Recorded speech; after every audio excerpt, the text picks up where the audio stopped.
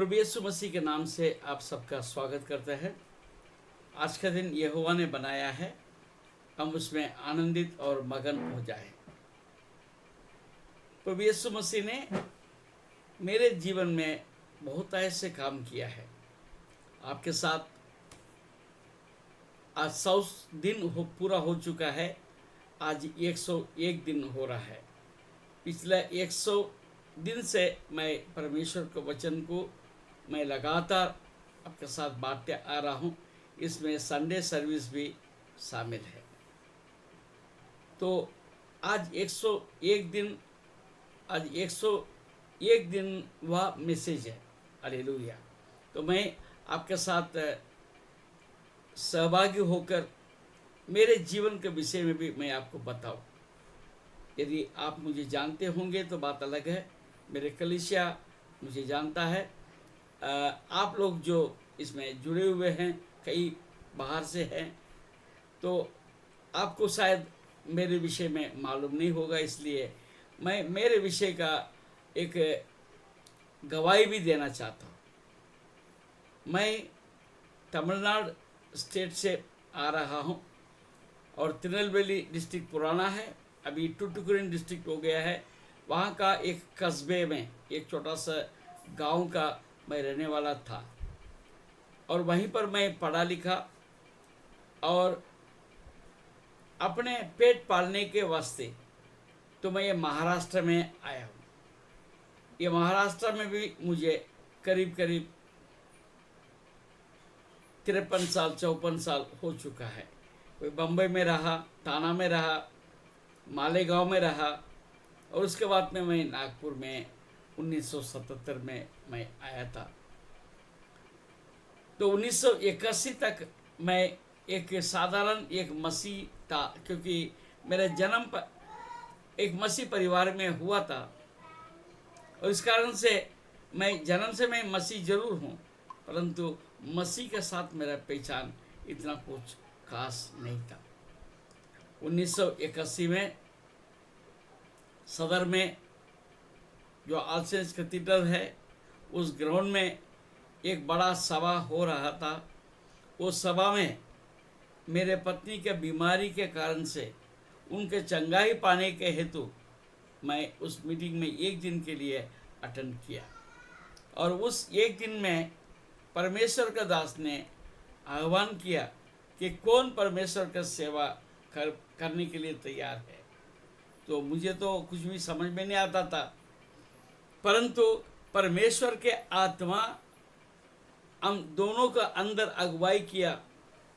हम लोग हाथ उठाया, फिर खड़े हो गए, फिर परमेश्वर के दास ने सामने बुलाए, हमें आशीष देकर भेजा और उसके बाद हमारे जीवन में कुछ बात हो नहीं रहा था।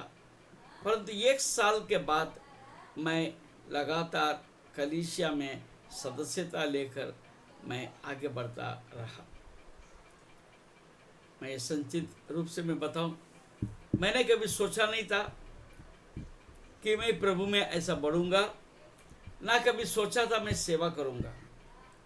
मैं तो केवल अपने पेट पालने के लिए सोचा था। परमेश्वर का बड़ा योजना थी। उन दिनों में मैं नागपुर छोड़ के जाना चाहता था, क्योंकि बहुत परेशानी हमारे जीवन में था। परमेश्वर ने मुझे इस नागपुर शहर में एक ठिकाना बनाया और मुझे काम धंधा भी दिया। मैं नौकरी कर रहा था, 1981 में नौकरी कर रहा था। 1983 में मैंने नौकरी छोड़ दिया। मैंने अपना खुद का एक पार्टनरशिप में एक बिजनेस शुरू किया। 2-3 साल के बाद मैंने अपना खुद का व्यवसाय शुरू किया। तो बहुत उतार चढ़ाव था, मगर उसके बीच में मैं प्रभु में मैं उतार चढ़ाव नहीं देखा। मैं प्रभु में मैं लगातार मैं बढ़ता ही गया। 1986 के बाद में मैं थोड़ा बहुत सेवा में मैं अपने आप को रखा और धीरे धीरे परमेश्वर ने मुझे इस्तेमाल करना शुरू किया मैं बहुत सारे मीटिंग में कुर्सी डालने का काम करता था, कुर्सी साफ करने का काम करता था। बहुत से बड़े मीटिंग्स में खाना परोसने का काम करता था। मगर वचन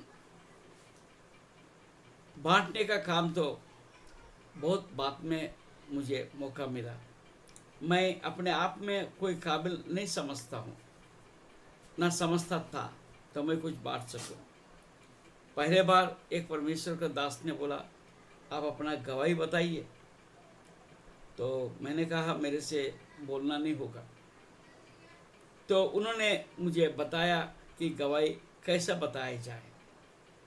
एक 5-7 लोगों के बीच में मेरा जो मातृभाषा तमिल भाषा में मैंने पहले बार मेरे जीवन में अपने गवाही को शेयर किया, और वही परमेश्वर का दास ने मुझे धीरे धीरे वचन बोलने के लिए प्रोत्साहन दिया। हालेलुया। तो 1986 के बाद में पास्टर बेंजामिन मसीह जो हमारे साथ एक संपर्क में आए, उन्होंने अपने कलीसिया में भी मुझे बुलाया। तो उनके साथ में भी मैंने सेवा को यानी वो कलीसिया अटेंड करना शुरू किया। परमेश्वर ने वहाँ से मुझे खड़ा करना शुरू किया। मुझे तो हिंदी भाषा भी नहीं आता था, परंतु उनके साथ मिलकर जब उनके चर्च में उनके संदेश को, उनके द्वारा संदेश को देखते देखते सुनते सुनते मैं भी अपने अंदर कुछ प्रभाव में मैं आया, और धीरे धीरे मेरा सेवा शुरू किया। और मैं सोचा नहीं था ये कलीसिया का पासबान में बनूंगा, ये तो मैंने कभी ज़िंदगी में सोचा नहीं था। मैं तो पासवानों के साथ, मिशनरीज के साथ और सेवकों के साथ मिलकर उनको मैं मदद करते हुए मैं अपना जीवन बिताया करता था, परंतु परमेश्वर के योजना एक अलग था। 2000 में एक परमेश्वर का दास मेरे घर में आए। वो आने के बाद उन्होंने मुझे कहने लगा कि आप क्यों ना एक प्रेयर फेलोशिप शुरू करते हैं। तो मेरे घर में लगातार प्रार्थना का घर हमने बना रखा था, ये बात सही है। कई लोग मेरे साथ मिलकर प्रार्थना करने के लिए हम एक काम करते थे, परंतु फेलोशिप शुरू करने का योजना मेरे दिल में नहीं था। तो 2001 में तो ये योजना पूरा हुआ और मैं सेवा में उतर के काम करना शुरू किया है। आज करीब 20 साल हो रहा है। तो ये 20 साल के अंदर परमेश्वर ने मुझे बहुत कुछ सिखाया और मैं सेवा में आगे बढ़ते गया। तो परमेश्वर जो कुछ भी करता है हमारे लिए अच्छा ही करता है। तो मैं कभी कैमरा का सामने ऐसा संदेश देना मेरा कोई स्वभाव में नहीं था, ना मुझे आता था, ना मैंने कभी किया। मैं उतना समझदार या उतना हिसाब से तो नहीं था, पर कहते हैं ना, प्रभु जो कुछ भी करता है अपने जो अपने लोगों के बीच में अच्छा ही करता है। ये कोरोना इसके बीच में आया, लॉकडाउन हो गया। अब लोगों का साथ संपर्क कैसा किया करें। तो मैंने कुछ दिन के लिए, एक 15 दिन के लिए मैं ऑडियो मैसेज तैयार करके तो हमारे कलीसिया को लोगों को मैं भेजा करता था। फिर मेरे बेटा जो लॉरेंस है मुझे प्रोत्साहन दिया, तो पापा एक काम करते हैं, अपन यूट्यूब में वीडियो भेजते हैं। तो वो वीडियो के बारे में सोचा और पहले हमने अपने चर्च के लोगों के लिए शुरू किया था यूट्यूब। फिर मैंने सोचा कि ये संदेश जितने लोगों को पहुंचा सकते हैं उतने लोगों को हमें पहुंचाना चाहिए। इस कारण हमने यूट्यूब में ये एक योजना बनाई, एक यूट्यूब में चैनल बनाए, ये GSF जो हमारा कलीसिया का नाम है, गुड समरिटन फेलोशिप, उसको शॉर्टकट करके GSF वाड़ी ये नाम का ये चैनल शुरू किया है। आज यूट्यूब में ये चैनल के द्वारा 100 संदेश हमने डाल चुके हैं, और जो व्यूअर्स है मैंने देखा है तो करीब करीब 30 से 40 लोग रोज देख रहे हैं। और जो संडे सर्विसेज है उसमें 50 से लेके 100 110 व्यूअर्स का मैं देख पा रहा हूँ। अब कौन कौन व्यूअर्स है मुझे तो पता नहीं, परंतु आप प्रभु के लोग हैं। इतने व्यूअर्स को मैं देखता हूँ, मेरे दिल भर जाता है। मैं चाहता हूँ आप और आशीषित हो और आप आगे बढ़ते जाइए, और जो वचन जो परमेश्वर ने मेरे मुंह में डाला है वो वचन मैं विश्वास करता हूँ आपके जीवन में कार्य कर रहा है। जो वचन है उसमें जीवन है, वो वापस खाली हाथ नहीं आता है, वो अपना कार्य करके ही पूरा करता है।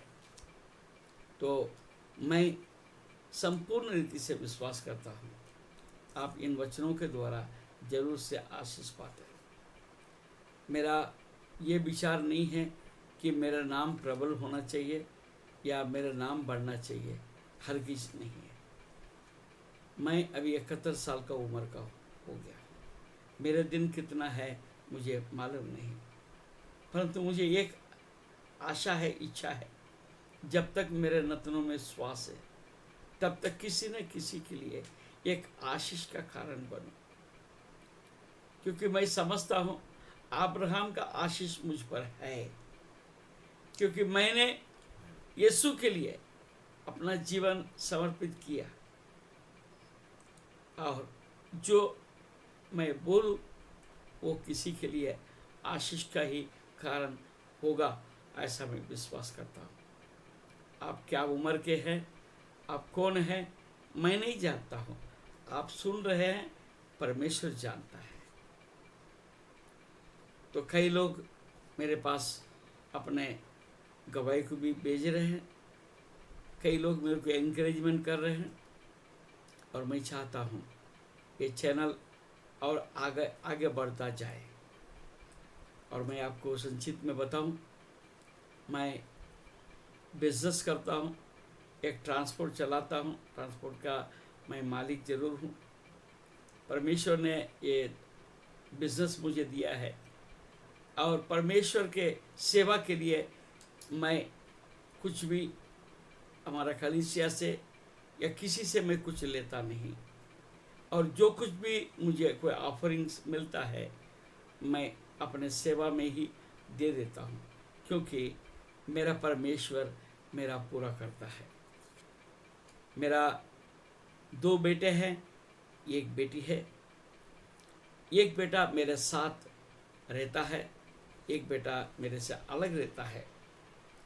जो मेरे साथ रहता है वो मेरा काफ़ी साथ साथ चलता है, मेरे सेवा में, मेरे व्यक्तिगत जीवन में, पारिवारिक जीवन में, बिजनेस में, सभी बातों में वो मददगार है। मेरा बहू है, वो छोटी बहू है, वो भी मुझे बहुत प्यार करती है, और उनके 2 बच्चे हैं, एक बेटा एक बेटी है, बेटी बड़ी है, बेटा छोटा है। ये हमारा परिवार है। मेरा पत्नी है, मेरे पत्नी एक अन्य जाति से आई है, परंतु जिस दिन से मैंने शादी किया उस दिन से मेरे साथ, मेरे विश्वास में साथ रहती है, और मेरे सेवा में बड़ा सौभागी करती है। वो बेड रिडन है, वो चल नहीं सकती है, वो उनको चर्च में ले जाने के लिए हमको व्हील चेयर को इस्तेमाल करना पड़ता है, परंतु परमेश्वर के नाम को महिमा हो। ऐसे परिस्थिति में परमेश्वर के वचन को वो बहनों के बीच में, कलीसिया के बीच में बोलती है और उनसे कई लोग आशीष पा रहे हैं। ये सबसे बड़े आशीष की बात है कि मेरा विवाहित जीवन में मेरे पत्नी करीब 8 साल से बेड रिडन है, मगर प्रभु के सेवा में, प्रभु के विश्वास में कभी भी डगमगाती नहीं है। मेरा ये परिवार है और ये कलीसिया में मुझे परमेश्वर ने बनाए रखा है। हमारे अपने कलीसिया में करीब 100 लोग तक आ जाते हैं रविवार के सर्विस में। आप जानते हैं अभी लॉकडाउन है, अभी तो बंद है, परंतु मेरा सेवा इसी प्रकार चालू है। मैं आप लोगों से केवल इस बात का विनती जरूर करूँगा, मेरे लिए आप दुआ करें। तो ये जो सेवा है यूट्यूब के द्वारा, तो ये सेवा चलते रहे। मैं आपसे निवेदन जरूर से करूँगा, यदि आपको ये संदेश आशीष लाया है तो आप जरूर से अपने दोस्तों को, अपने सहेलियों को या अपने रिश्तेदारों में, जान पहचान लोगों के बीच में ये चैनल के विषय में आप जरूर से बताइए। ये चैनल का नाम है GSF वाड़ी। सिंपल बात है, GSF वाड़ी। और ये चैनल में आप जाएंगे, अभी 100 आज के साथ में 101 संदेश आपको मिलेगा। सभी बातों, सभी भिन्न भिन्न विषय में मैंने बोला हूँ। एक ही विषय में कभी 2 दिन, कभी दो संदेश, 3 संदेश, 4 संदेश ऐसा लगातार मैंने दिया हूँ। ये आपके लिए उपयोगी रहेगा ऐसा मैं विश्वास करता हूँ। आज के संदेश में जाने से पहले आइए हम दुआ करें। प्रभु यीशु, तेरे नाम के लिए हम धन्यवाद स्तुति करते। हमारे पास कोई योग्यता नहीं है, तूने विशेष रूप से मुझे चुना है। कभी मैंने जिंदगी में सोचा नहीं, मेरे मन में विचार नहीं किया मैं सेवा भी करूँगा, पर तू आज अद्भुत रीति से मुझे इस सेवा में इस्तेमाल करता है। मेरी योग्यता के कारण नहीं, परंतु दया के कारण से। प्रभु, इस सेवा को तेरे ये पवित्र हाथों में मैं सौंपता। प्रभु, तू मुझे अगुवाई कर, आगे जितने दिन मैं कर सकूं उतने दिन तक मैं इस सेवा में बना रहूं, ऐसा मैं प्रार्थना करता हूँ। जैसे यहोशू ने कहा, मैं और मेरा घराने तो यहोवा का ही सेवा करेंगे। मेरे सारे बच्चे प्रभु में हैं, मेरा बड़ा बेटा भी सेवा करता है उसके अपने तरीके से। मेरा बड़ी बहू भी संडे स्कूल में अपना बाग लेके वो सेवा करती है। मेरा बेटी चेन्नई में है, वो भी अपने चर्च में कुछ न कुछ सेवा कर रही है। मेरा छोटा बेटा है लॉरेंस, तो वो भी सेवा करता है, वो भी पास्टर का ऑर्डिनेशन लिया हुआ है। मेरे पत्नी भी परमेश्वर को वचन को बांट रही है। मेरे छोटी बहू है, वो भी वचन बांटने में पीछे नहीं है, वो भी अपना सेवा कर रही है। हमारे सारे जो granddaughter and grandsons, वे भी जो है प्रभु में है। आज हमारे लिए और कोई धन की जरूरत नहीं है। हमारा परिवार, हमारे जो नाती पोते, सब प्रभु में रहना और प्रभु के अनुयायी बनना, उससे बड़ा संपत्ति हमें क्या हो सकता। प्रभु, हम धन्यवाद स्तुति करते। प्रभु, तू हमें योग्य समझकर जो तूने सेवा दी, इस सेवा को लगातार ईमानदारी के साथ, सच्चाई के साथ, प्रभु लोगों का उद्धार के लिए तू हमें इस्तेमाल कर। प्रभु, अनुग्रह दे, आशीष दे। आज जो वचन बोलने के लिए हम तैयार है प्रभु, इस वचन के ऊपर भी तू हम सबको आशीष दे। इसी प्रकार ये चैनल को लगातार हम चलाने के लिए तू अनुग्रह दे, आशीष दे, और व्यूअर्स बढ़े, सब्सक्राइबर्स बढ़े, और वे लोग आशीष पाए। मेरे नाम के लिए नहीं, मेरे बड़ाई के लिए नहीं, परंतु तेरे राज्य के लिए लोग तैयार होते जाए। सारा महिमा, आदर, गौरव हम तुझे देते हैं। यीशु के नाम से हम प्रार्थना मांगते हैं, आमीन। आइए आज के वचन में जाएंगे। लगातार या हमेशा हमें क्या करना चाहिए? लगातार और हमेशा, हर समय, इंग्लिश में always we should do something, always we should do something. मैं आज के इन शब्दों को लेकर मैं आपको बताऊंगा। 7 विषय को मैं आपके सामने रखूंगा। हालेलुया। व्यवस्था विवरण 5वां अध्याय। हालेलुया। व्यवस्था विवरण उसका 5वां अध्याय और उसका 29 पद में परमेश्वर के वचन में लिखा है, भला होता कि उनका मन सदैव ऐसा ही बना रहे कि वे मेरा भय मानते हुए मेरे सब आज्ञाओं पर चलते रहे, जिससे उनकी और उनके वंश की सदैव भलाई होती रहे। Always keep my commandments. Hallelujah. हर समय सदैव क्या करना चाहिए? परमेश्वर के आज्ञाओं पर चलना चाहिए, उसका भय मानना चाहिए, उसके आज्ञाओं पर चलना चाहिए। और उसी का 11 अध्याय, प्रेज़ द लॉर्ड, 11 अध्याय पहले पद में फिर परमेश्वर का वचन में ऐसा लिखा है, इसलिए तू अपने परमेश्वर यहोवा से अत्यंत प्रेम रखना और जो कुछ उसने तुझे सौंपा है उसका, अर्थात उसकी विधियों, प्रेज़ द लॉर्ड, जो परमेश्वर ने आपको और हमको जो सौंपा है उसका विधियों, नियमों और आज्ञाओं का नित्य पालन करना।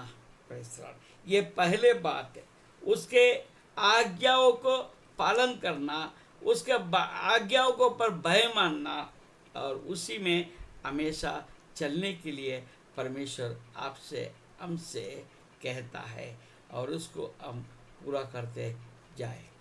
Praise the Lord. हालेलुया।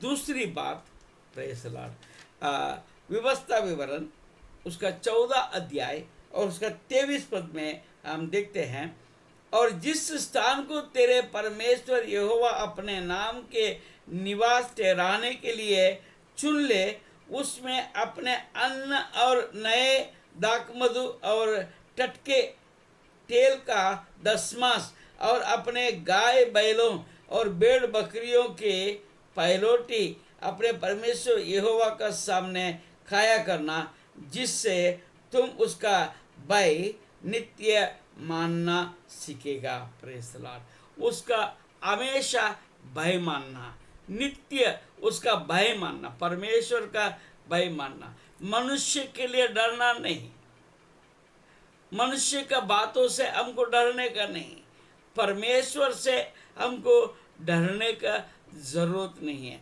जरूरत है। प्रेज़ द लॉर्ड, वो जरूरत है। तो इसलिए हमें क्या करना चाहिए? जिस स्थान को तेरे परमेश्वर यहोवा अपने नाम का निवास ठहराने के लिए चुन ले। Praise the Lord. सिंपल बात है, चर्च में। हालेलुया।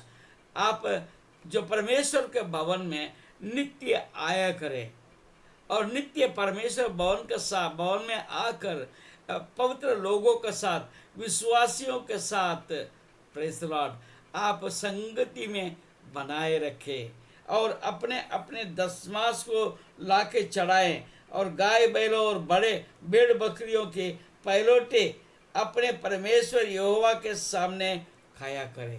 Praise the Lord. भय मानना, परमेश्वर का भय को नित्य मानने की आपके लिए ज़रूरत है।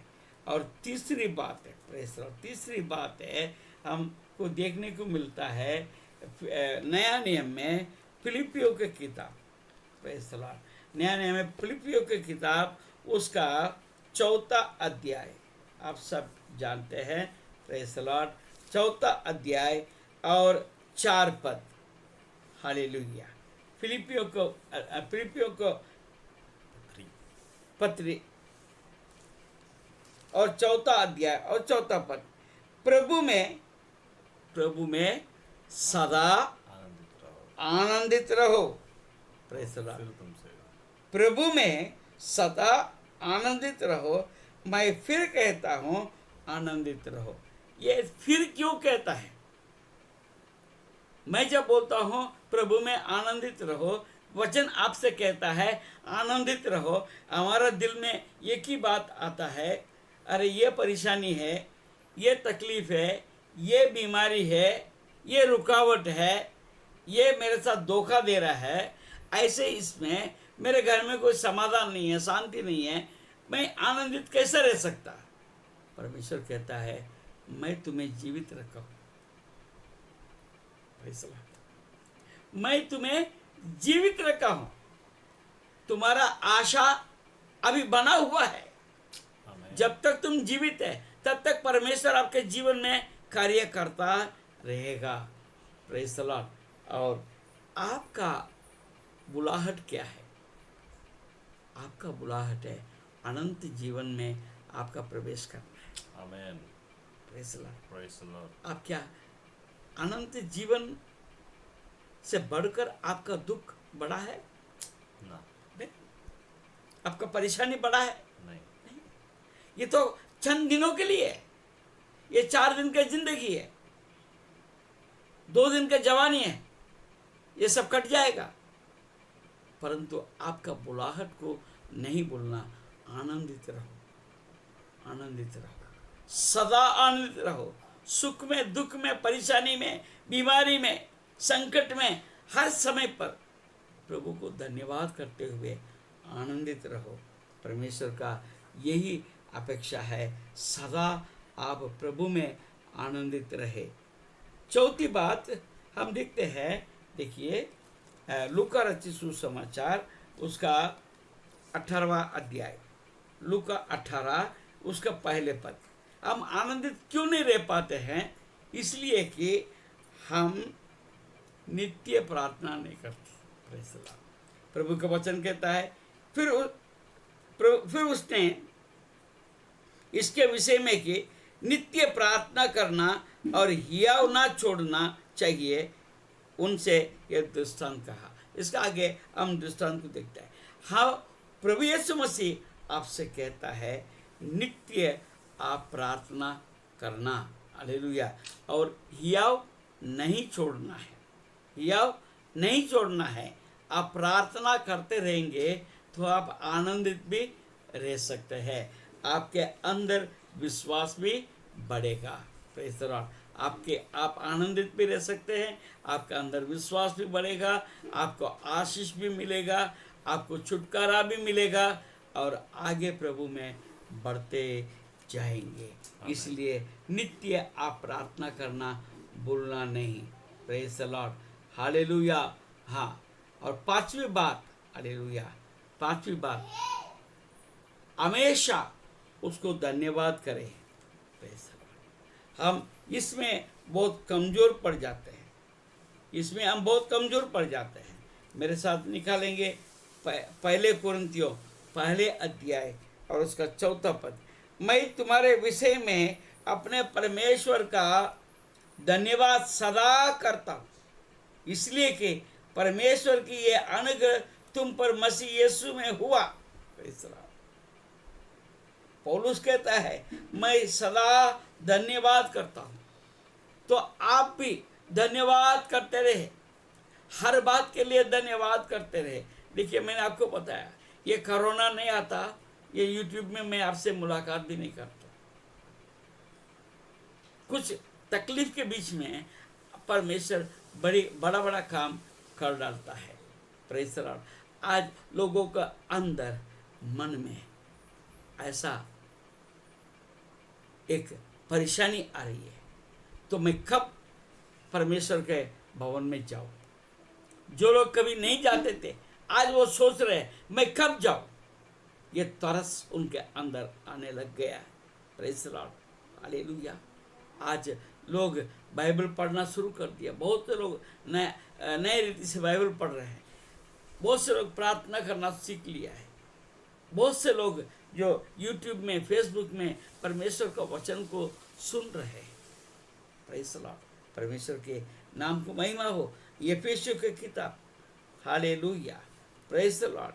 यफेसियों की किताब उसका 5वां अध्याय और 20 पद में हम देखते हैं, और सदा सब बातों के लिए हमारे प्रभु यीशु मसीह के नाम से परमेश्वर पिता का धन्यवाद करते रहो। मसीह के भय से एक दूसरे के अधीन रहो। Praise the Lord. सदा सब बातों के लिए, सदा सब बातों के लिए हमारे प्रभु यीशु मसीह के नाम से परमेश्वर पिता का धन्यवाद करते रहे, क्योंकि यीशु मसीह ही आपका जीवन में सब कुछ कर रहा है और करेगा, करता रहेगा। हालेलुया। वो यीशु मसीह ही आपको अनंत जीवन भी देने वाला है। Hallelujah, praise the Lord. इसलिए जो परमेश्वर ने आपको चुना है उसको आपको धन्यवाद करना अच्छी बात है। Praise the Lord. और धन्यवाद करना भूलना नहीं। Praise the Lord. आगे हम देखते हैं पहले थिस्सलुनीकी, प्रेज़ द लॉर्ड, पहले थिस्सलुनीकी और पहले अध्याय और दूसरा पद में देखते हैं, हम अपनी प्रार्थनाओं में तुम्हें सुमरन करते और सदा तुम सबके विषय में परमेश्वर का धन्यवाद करते हैं। हम एक दूसरे के लिए धन्यवाद करना चाहिए। हालेलुया। हमारे कलीसिया में, हमारे जान पहचान में, हमारे परिवार में परमेश्वर ने लोगों को जो आशीष दिया है, उन बातों को भी देखी भी आपको धन्यवाद देना आवश्यक है। केवल आप अपने जीवन के लिए धन्यवाद नहीं, परंतु औरों के लिए भी धन्यवाद करें। और दूसरे थिस्सलुनीकी पहले अध्याय और उसके तीसरे पद में और पतरस क्या, पौलुस क्या बोलता है, ये भाइयों, तुम्हारे विषय में हमें हर समय परमेश्वर का धन्यवाद करना चाहिए, और ये उचित भी है, इसलिए कि तुम्हारे विश्वास बहुत बढ़ता जाता है और तुम सबका प्रेम आपस में बहुत ही बढ़ता जाता है। हालेलुया। और 6वीं बात में हम जाएंगे। Praise the Lord. अभी तक हम 5 बात मैंने बताया, 6वीं बात में जाएंगे। पहले पतरस 3 अध्याय और उसका 15 पद में हम देखते हैं, पर मसीह को प्रभु जानकर अपने अपने मन में पवित्र समझो। जो कोई तुमसे तुम्हारी आशा के विषय में कुछ पूछे उसे उत्तर देने के लिए सदैव तैयार रहो, पर नम्रता और भय के साथ। Praise the Lord, hallelujah. आप प्रभु के विषय में कोई आपसे पूछे, आप जवाब देने के लिए तैयार रहने के लिए ज़रूरत है। इसके लिए आप परमेश्वर का वचन को सदा पढ़ते रहना। हालेलुया। और परमेश्वर का वचन को दासों के द्वारा जो बोला जाता है आप सुनते जाएंगे। तब जो है आपके जो ज्ञान है उसमें विकसित होगा और परमेश्वर के वचन के विषय में आप जान सकते हैं। आपके पास शैतान के द्वारा भेजा हुआ या ना समझ के लोग हैं, आपके पास कई सवाल पूछ सकते हैं, उनके पास डाउट्स आ सकता है, तो आप उनको क्या जवाब देंगे? जब तक आपका अंदर जानकारी नहीं होगा आप कैसे जवाब दे सकते हैं? इसलिए परमेश्वर के वचन पढ़ने की जरूरत है। मैं आपको एनकरेज करूंगा, उत्पत्ति से लेके प्रकाशित वाक्य तक हम सबको बाइबल को 2 बार 3 बार 4 बार पढ़ना चाहिए। एक परमेश्वर का दास कहता है, उसका 70 साल के उम्र में उसने कहा मैंने 70 बार बाइबल पढ़ा।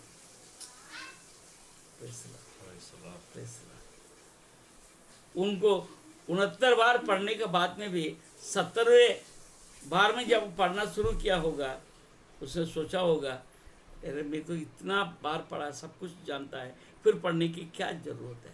परंतु उसने 70वां साल भी पढ़ा। तो हम तो थोड़ा बहुत पढ़ लेते हैं, हम को सोच लेते हैं मैंने बहुत पढ़ लिया, रोज़ का एक चैप्टर पढ़ लिया या 4-5 वचन पढ़ लिया, बहुत पढ़ लिया, हम ऐसा सोचते हैं। रोज़ 10-15 अध्याय पढ़ने का हमें आदत होना चाहिए। हालेलुया। आप कैसे समय निकालेंगे हमें नहीं पता है। हालेलुया। अभी इन दिनों में आप देखते हैं टीवी में सीरियल बंद हो गए, केवल पुराने पुराने राटे उटे पिक्चर चलाते हैं। अब कोई टीवी देखते नहीं, आजकल बहुत टीवी कम लोग देखते हैं।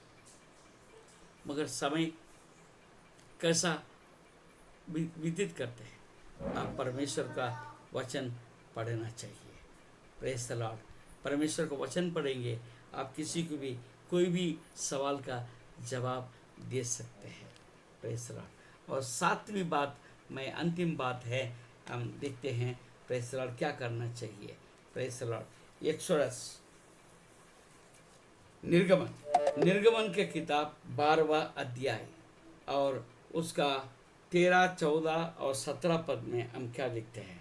13 पद में हमको देखने को मिलता है, प्रेज़ द लॉर्ड, और जिन घरों में तुम रहोगे उन पर वो लहू तुम्हारे लिए चिन्ह ठहरेगा, अर्थात मैं उस लहू को देखकर तुमको छोड़ जाऊंगा, और जब मैं मिस्र देश के लोगों को मारूंगा तब वो विपत्ति तुम पर ना पड़ेगी और तुम नष्ट ना होगी। मैं इसको थोड़ा सा मैं भिन्न तरीके से बताऊंगा। Praise the Lord. तो परमेश्वर के नाम को महिमा हो। ये बात यह है, आप प्रभु भोज के विधि में आपको हमेशा शामिल होना चाहिए। तो आपके पापों को धोने के विषय में, पाप क्षमा का विषय में वो आपको याद दिलाते रहेगा।